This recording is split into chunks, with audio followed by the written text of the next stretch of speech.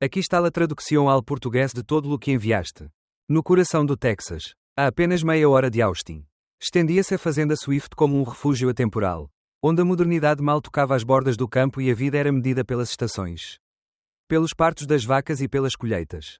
Ali, no meio do cheiro do feno, da madeira aquecida pelo sol e do leite recém-ordenhado, cresceu Carla Swift. Seu mundo, desde os primeiros passos, foi o das botas enlameadas, das mãos mais duras do que suaves e dos antigos valores que o vento parecia sussurrar em cada amanhecer. Mas este paraíso rural, aparentemente imutável, foi brutalmente rasgado quando Carla tinha apenas 10 anos. Uma feira agrícola em Dallas. Uma rodovia. Uma curva amaldiçoada. O carro no qual viajavam seus pais foi destroçado entre o metal e o fogo. E com ele também se fragmentou sua infância. Em uma única noite, a menina que ria entre os prados ficou órfã. O que se seguiu foi um silêncio mais eloquente do que qualquer grito, o silêncio do luto. Dos brinquedos abandonados. Dos pratos não usados na mesa.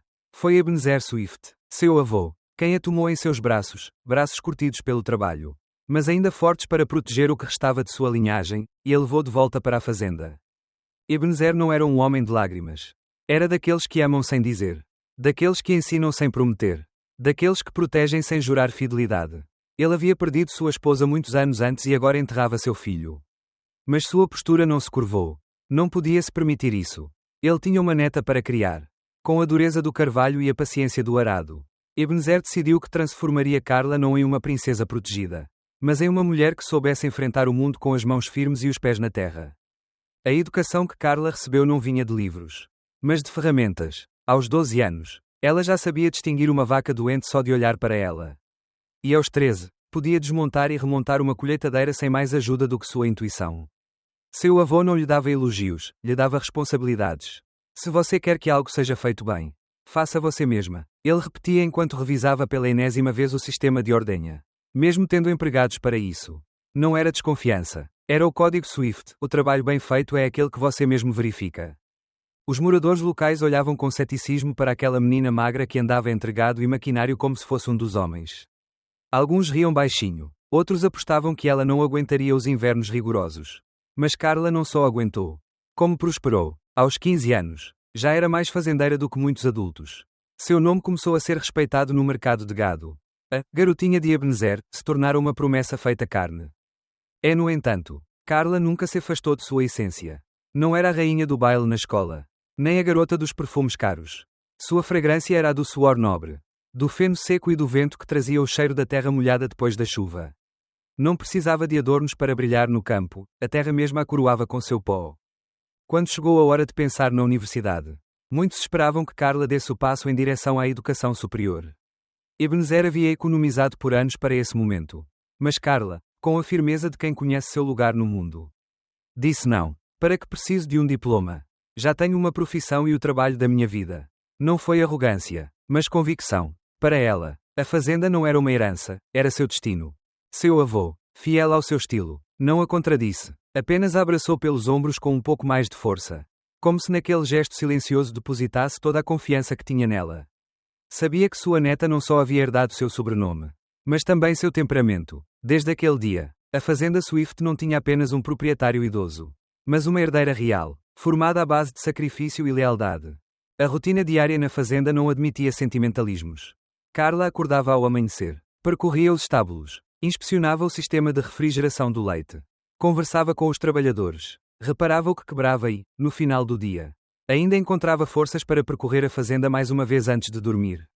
Sua mente absorvia tudo, os ciclos das vacas, as falhas dos motores, a seca que se aproximava pela cor do céu. Ela tinha o dom Swift, saber ler a terra como quem lê um livro antigo e sagrado.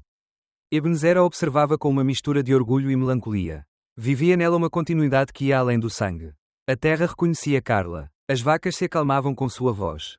Os trabalhadores a obedeciam não por medo, mas por respeito. Nos vilarejos vizinhos, começaram a falar dela como de uma lenda nascente, uma mulher sem artifícios.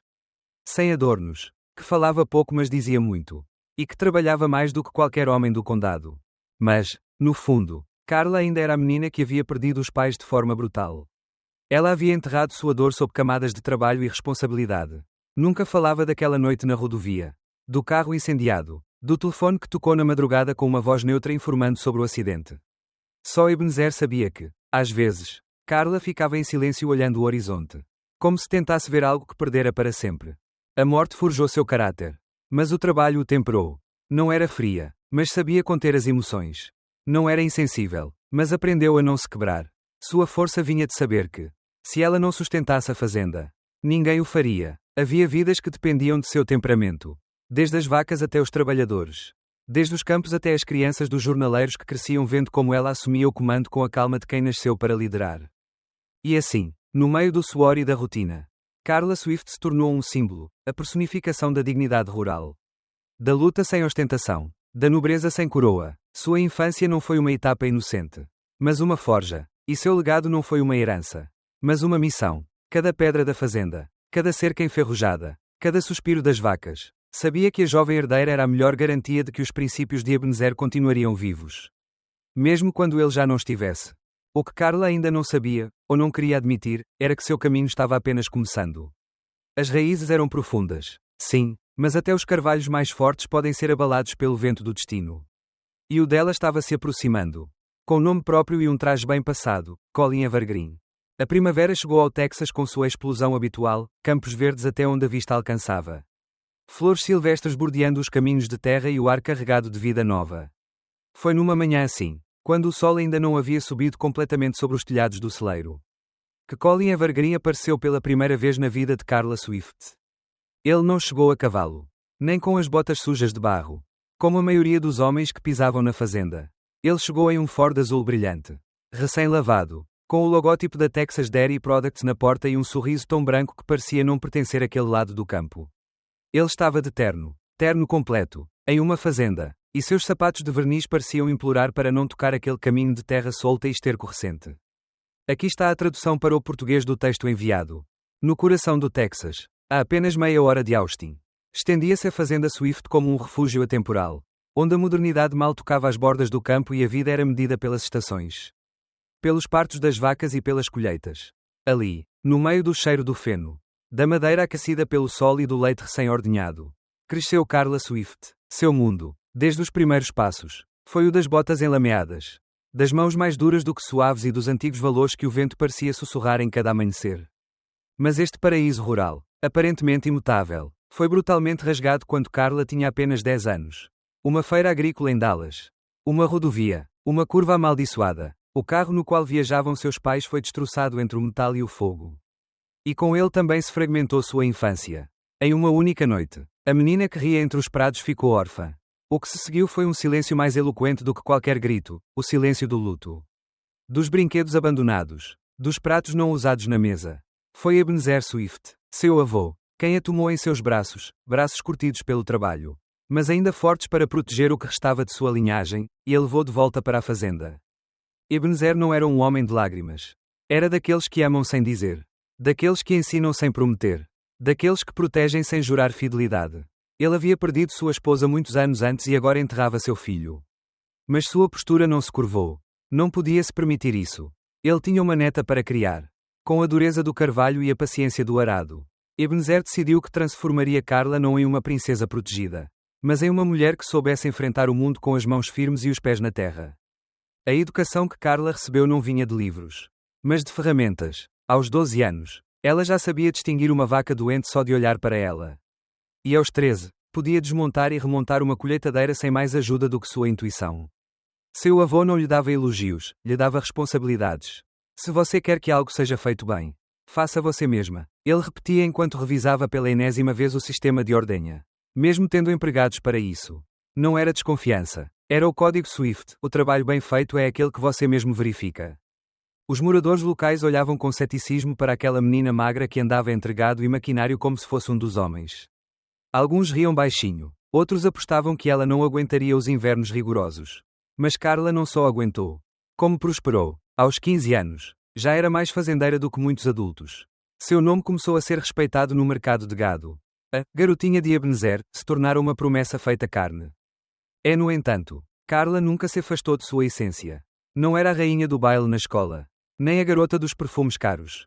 Sua fragrância era a do suor nobre, do feno seco e do vento que trazia o cheiro da terra molhada depois da chuva. Não precisava de adornos para brilhar no campo, a terra mesma a coroava com seu pó. Quando chegou a hora de pensar na universidade, Muitos esperavam que Carla desse o passo em direção à educação superior. Ebenezer havia economizado por anos para esse momento. Mas Carla, com a firmeza de quem conhece seu lugar no mundo, disse não. Para que preciso de um diploma?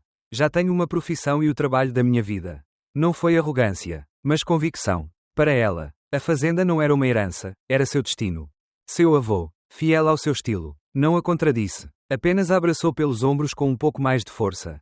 Como se naquele gesto silencioso depositasse toda a confiança que tinha nela.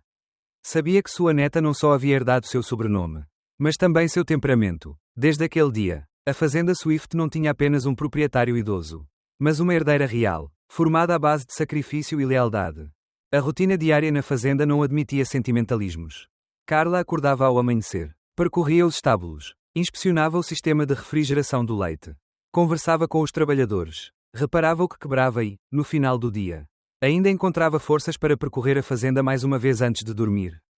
Sua mente absorvia tudo: os ciclos das vacas, as falhas dos motores, a seca que se aproximava pela cor do céu. Ela tinha o dom Swift, saber ler a terra como quem lê um livro antigo e sagrado. Ebenezer a observava com uma mistura de orgulho e melancolia. Vivia nela uma continuidade que ia além do sangue. A terra reconhecia Carla, as vacas se acalmavam com sua voz. Os trabalhadores a obedeciam não por medo, mas por respeito. Nos vilarejos vizinhos, começaram a falar dela como de uma lenda nascente, uma mulher sem artifícios, sem adornos, que falava pouco mas dizia muito, e que trabalhava mais do que qualquer homem do condado. Mas, no fundo, Carla ainda era a menina que havia perdido os pais de forma brutal. Ela havia enterrado sua dor sob camadas de trabalho e responsabilidade. Nunca falava daquela noite na rodovia, do carro incendiado, do telefone que tocou na madrugada com uma voz neutra informando sobre o acidente. Só Ebenezer sabia que, às vezes, Carla ficava em silêncio olhando o horizonte, como se tentasse ver algo que perdera para sempre. A morte forjou seu caráter, mas o trabalho o temperou. Não era fria, mas sabia conter as emoções. Não era insensível, mas aprendeu a não se quebrar. Sua força vinha de saber que, se ela não sustentasse a fazenda, ninguém o faria. Havia vidas que dependiam de seu temperamento, desde as vacas até os trabalhadores.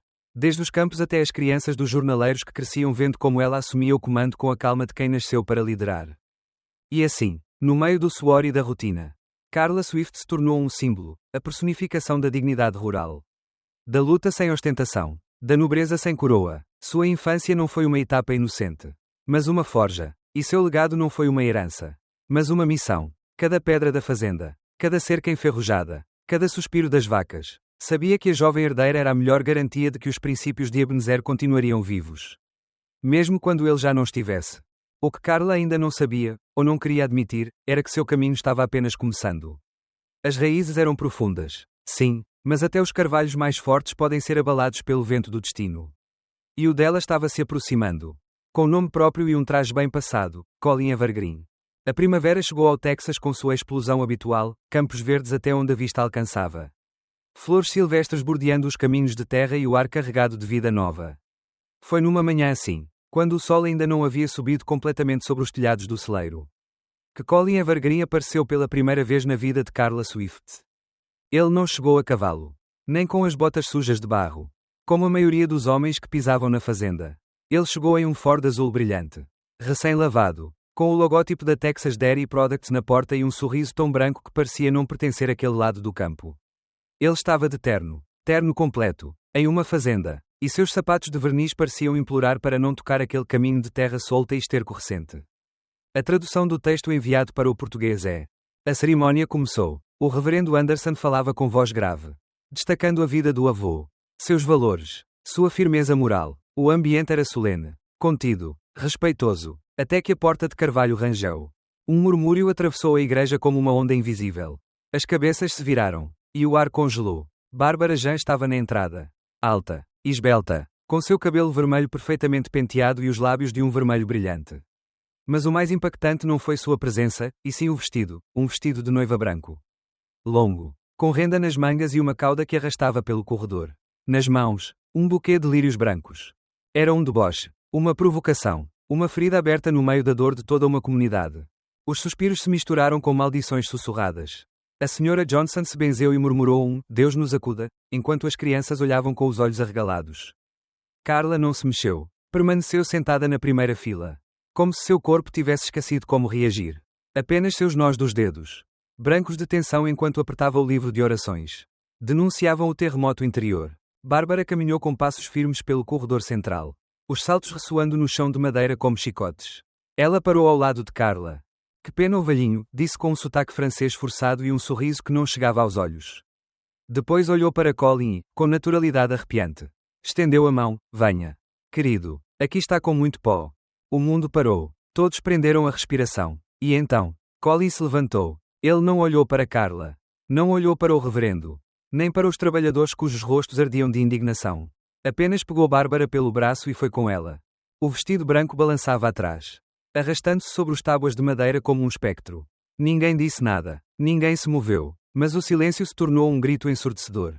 Uma traição tão descarada, tão brutal, tão pública, que doía nos ossos. O reverendo Anderson tossiu, abriu novamente a Bíblia, e continuou a cerimónia. Mas já nada era o mesmo.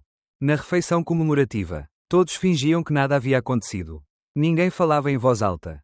Mas todos sabiam, Colin Evergreen havia cometido o pecado mais imperdoável. Não só havia traído sua esposa, mas o fizera durante o funeral do homem que lhe abriu as portas da família e da casa. Em público, sem vergonha, os vizinhos se aproximaram de Carla um por um. Não havia palavras que pudessem alcançar. Mas havia apertos de mão, olhares sinceros, silêncios compartilhados. Estamos com você, senhorita Carla, disse o jovem Tim, recém-chegado à fazenda. As mulheres dos trabalhadores a cercaram com uma calorosa proteção. Ofereceram comida, apoio, companhia. Ninguém a deixou sozinha. Naquela noite, Carla voltou para casa. No alpendre, várias famílias a esperavam. Não é bom passar esta noite sozinha, disse Jim. Carla não discutiu. Não podia. Agradeceu em silêncio. Da sua janela, ela olhou para o Prado Norte, onde seu bisavô havia feito o primeiro sulco. Ao longe, as vacas pastavam na penumbra. Tudo seguia igual, e, no entanto, tudo havia mudado. Em alguma estrada a caminho de Austin, um carro caro cortava o ar com velocidade. No banco de trás, o vestido branco jazia amassado. Abandonado, Bárbara sorria satisfeita. Colin olhava para a frente. Sem falar. O dano estava feito. A máscara caída. O passado, enterrado. Ou assim ele pensava. Carla, sentada na mesa de seu avô, já estava planejando. Porque quando a terra é traída, ela não grita, não chora, espera, e devolve. E a fazenda Swift, nunca esquece. A fazenda estava em silêncio. Um silêncio denso, contido, como o que precede as tempestades mais temidas. Já se passara uma semana desde o funeral. Desde a humilhação. Desde a traição pública que ainda ecoava como uma dor insuportável nas paredes da casa principal. Carla não chorou, nem por um único dia. Mas, desde então, algo em seu olhar mudou, a tristeza se endureceu em determinação. A dor não a quebrou, a temperou, e em seu interior, uma chama silenciosa se acendeu. Não era rancor, não era raiva, era algo mais profundo, mais antigo, mais implacável, a justiça da terra. Uma tarde, revisando velhos documentos do avô no secretário de madeira desgastada, sua mão tropeçou em algo estranho. Um toque seco no fundo da gaveta. Ela franziu a testa, retirou os papéis com cuidado e notou uma irregularidade no fundo do compartimento. Apalpou com os dedos, e encontrou um painel oculto. Retirou-o lentamente, como se temesse perturbar um segredo adormecido durante gerações. Atrás do painel, repousava uma velha caixa de biscoitos de lata. Daquelas dos anos 50, decorada com desenhos holandeses. Ao abri-la, seu conteúdo pareceu emitir um brilho quente. Quase vivo, moedas de ouro antigas. Carla conteve a respiração. Ela as reconhecia. Seu avô lhe falara delas desde que era criança. Não eram simples moedas, eram a história material da família Swift. Havia dobrões espanhóis, luíses franceses, soberanos ingleses, todos cuidadosamente conservados. Seu tataravó começara a colecioná-las antes da Guerra Civil. Não por riqueza, mas por precaução. O papel vai e vem, dizia Ebenezer, mas o ouro sempre é ouro. Entre todas, havia 3 peças especiais, 3 dobrões de Carlos I com um defeito de cunhagem. Moedas tão raras que apenas alguns poucos exemplares existiam no mundo. O orgulho da coleção. Ebenezer dizia que aquelas moedas continham o peso da história. Carla as segurou na palma da mão. O ouro estava morno, como se ainda guardasse o calor de gerações. E então, ela se lembrou. Uma vez, anos atrás, Colin se interessara pelas moedas. Não pela história delas, não pelo valor sentimental, mas pelo seu preço no mercado internacional. E também lembrou do olhar que ele lançou quando Ebenezer mencionou as 3 moedas mais valiosas. Uma faísca, ganância, avareza. Carla baixou lentamente a mão. Ela já tinha um plano. Não falou com ninguém, não comentou nada, Apenas embrulhou as 3 moedas em um pano macio. Colocou a caixa de volta em seu esconderijo, e escondeu as outras moedas em outro lugar ainda mais secreto da casa. Depois, sentou-se na mesa de seu avô e redigiu uma declaração para a polícia. Não mencionou suspeitos. Não acusou diretamente ninguém. Apenas relatou os fatos, a existência da coleção, seu valor histórico, o desaparecimento de 3 peças-chave após a morte de seu avô. Detalhou as características dos dobrões com precisão cirúrgica, marcas de cunhagem, desgaste, peso, ano. Como Ebenezer lhe ensinara, sem emoção. Apenas fatos verificáveis. No dia seguinte, ela foi até a delegacia de Austin. O sargento Peterson, que conhecia a família Swift desde que ajudava Ebenezer a caçar ladrões de gado, a recebeu como uma sobrinha. Ouviu atentamente, anotou e, quando terminou de ler a declaração, assobiou com os lábios apertados. São peças valiosas, senhorita Carla. Isso vai gerar burburinho. Confio que saberão lidar com isso, disse ela. Desconfia de alguém? Só sei que não estão mais onde deveriam estar. O relatório foi enviado para o Departamento de Objetos Patrimoniais do Estado. E ali começou a engrenagem invisível. Carla voltou para a fazenda. Tinha que estar preparada, porque sabia que ele viria. Colin chegou uma tarde, sem avisar, como quem se apresenta para cobrar uma dívida esquecida. Seu carro, um Lexus brilhante e fora de lugar, parou em frente ao alpendre com um rugido elegante que contrastava com as velhas caminhonetes dos jornaleiros. Saiu do veículo com um terno novo, sapatos impecáveis, mala na mão. Olhou ao redor com uma expressão neutra. Mas seus olhos denunciavam desconforto. A terra que ele antes admirava agora lhe parecia suja. Pobre. Aqui higienice la tradução del texto em português. Só vim pegar minhas coisas, disse. Como se estivesse fazendo um favor. Carla não respondeu. As malas já estavam preparadas no corredor. Dobradinhas. Organizadas. Quase como se fossem de um hóspede que estava deixando uma pousada rural. Colin começou a revisar sua bagagem. Parecia quase nervoso. Jim apareceu na porta e o observou em silêncio. Não disse nada. Não era necessário. Seu olhar já dizia tudo. Em um momento em que Colin se distraiu revisando os bolsos de seu casaco, Carla se aproximou de sua mala. Fingiu endireitar uma camisa. E então, com a precisão de uma sombra, deslizou as 3 moedas envoltas em camuça para o fundo falso. Dizem que algumas coisas encontram seu caminho de volta, disse Jim baixinho, sem tirar os olhos da janela. Especialmente aquelas que pertencem à terra, respondeu Carla. 30 minutos depois, Colin partia. Não houve despedidas. Apenas um motor se afastando. E uma nuvem de poeira que demorou a se assentar. O balcão da companhia aérea brilhava sob a luz branca. Bárbara Jean caminhava entre as lojas de duty free, experimentando óculos de sol de grife. Colin revisava os documentos uma e outra vez. Os bilhetes para Paris, as reservas no Ritz, os passaportes. Tudo tinha que ser perfeito. Até que chegaram no controle de segurança. Um agente de alfândega examinou o passaporte de Colin.